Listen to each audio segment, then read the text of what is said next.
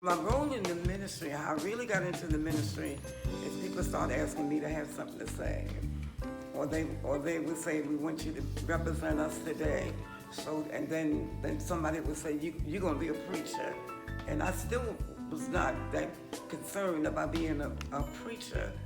Towards the end of my father's ministry is when he made me an evangelist. I tell people I'm the last woman in the church that became an evangelist.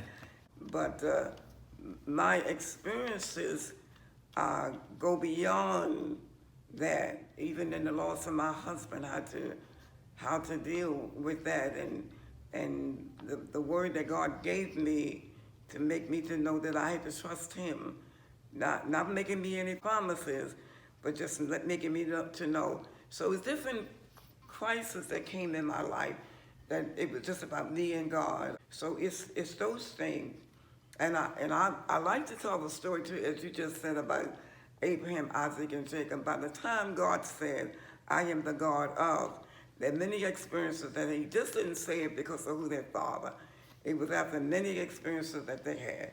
Then out of that, then God became their God. Mm-hmm. And God became my God out of all of the experiences that I had to trust Him for myself, and I had to believe Him, and there was no other way to get through it except God got me through it. So I understand that it's through a process of a relationship with God. It's how we get to know God, because we have to know God for ourselves. He can't always be the God that my father worshiped, because my father may not be here all the time, and my husband may not be here. But if they're here or aren't here, then there's this personal relationship that you have to have with God. That is so awesome. Pastor Diggs, why is this church so important to you? This church is so important because of how we got here. The whole ministry of my father, how he started, it wasn't something that he sought after, but it was something that it just seemed to be. So a lot of times we call him Abraham, mm-hmm. because it seems like God led him in a certain direction.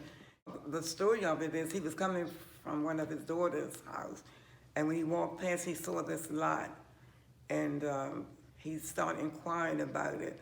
And then, it is said that where abandoned cars and trash was, but that's not how Pastor Barnes saw it.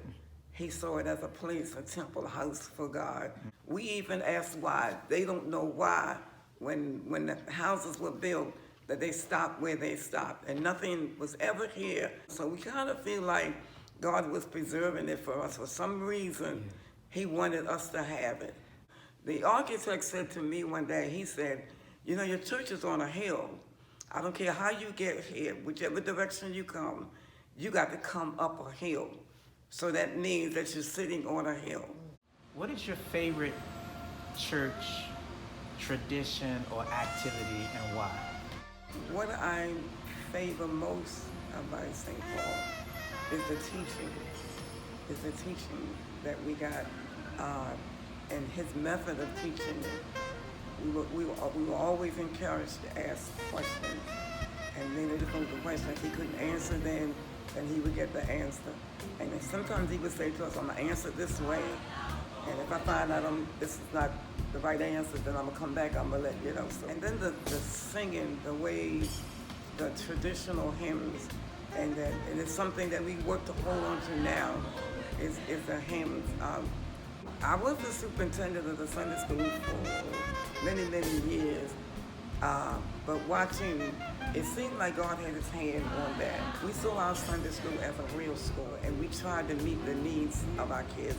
Some of our kids came from homes where they were disadvantaged. We struggled, to fulfill some of those needs, not only thinking about their life now, but in years to come, if we could, if we in some kind of way could impact their lives, to make a change, to live a different life. So we took Sunday school seriously. Mm-hmm. We really did. Mm-hmm. And we took working for our kids very seriously. Yeah.